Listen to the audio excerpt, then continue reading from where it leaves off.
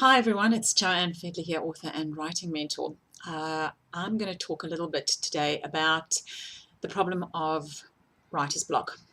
There was a time a couple of years ago when I thought that writer's block was just an excuse that would keep you from doing the thing that you're supposed to do. I never really believed in writer's block.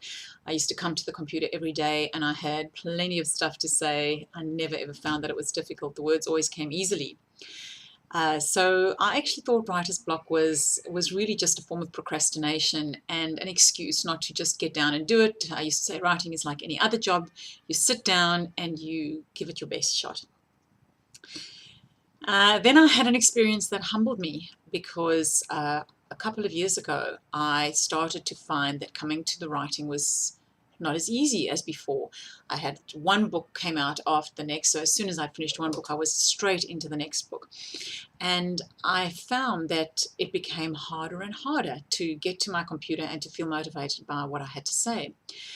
So I'd come, and some days it would be like squeezing the toothpaste from the bottom of the tube just to get some words onto the page, and I would look at it and I'd be so uninspired by myself. And when you start boring yourself, then you realize that you've actually got to change something, or that something's not working. But I kept on at it. I had book deadlines and I had publishers on my tail and I had to keep doing it. But I felt like there was a slow leak and it was hard to come to the writing, and getting to my writing voice was difficult. I'd need hours and hours every day to prepare and write around topics before I would actually ever get to a sentence or a paragraph that actually felt real and true and that I wanted to keep and hold on to. And then 2 years ago, a very dear friend of mine passed away tragically, and it killed my ability to write. I came to the computer and I had nothing to say. There wasn't a single word that I could squeeze out onto the page. I felt absolutely empty.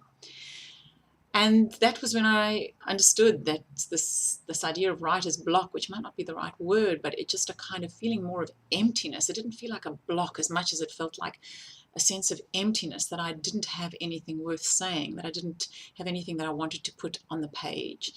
And that was a very, very, very difficult period for me, because I felt like maybe I had used up all my creativity. There was nothing left to say. Nothing felt like it was meaningful anymore.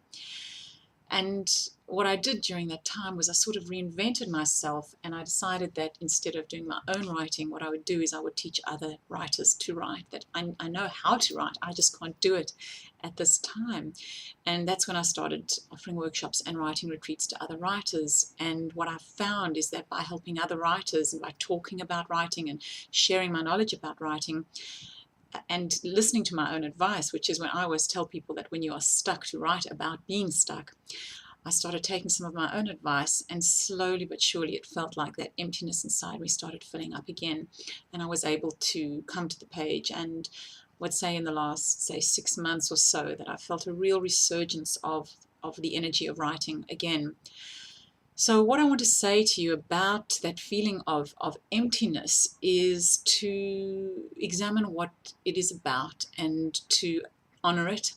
I don't think there is any point in pushing through something that feels too hard. I think there is a distinction between being empty and just feeling stuck and feeling like you need a little bit of more motivation. It's like, I don't really feel like going to the gym feeling. If it's that feeling, if that's what the writer's block feeling feels like, put on your trainers and get your ass to the gym. But if it feels like, you're walking in a wasteland and you're wandering aimlessly and there is nothing there for you, that's a very different feeling. So it's quite important to be in touch with what's going on inside you and to distinguish whether it's just about pushing through a feeling of resistance, of not wanting to do something, and a feeling of not being able to, and then redirecting that energy in a different way, using whatever you know about writing in a different kind of way. So if this tip has been helpful, please feel free to share it on social media, to like it, and to go to my website where you can download 21 tips on how to access your writing voice at www.joannefedler.com. I will see you again soon.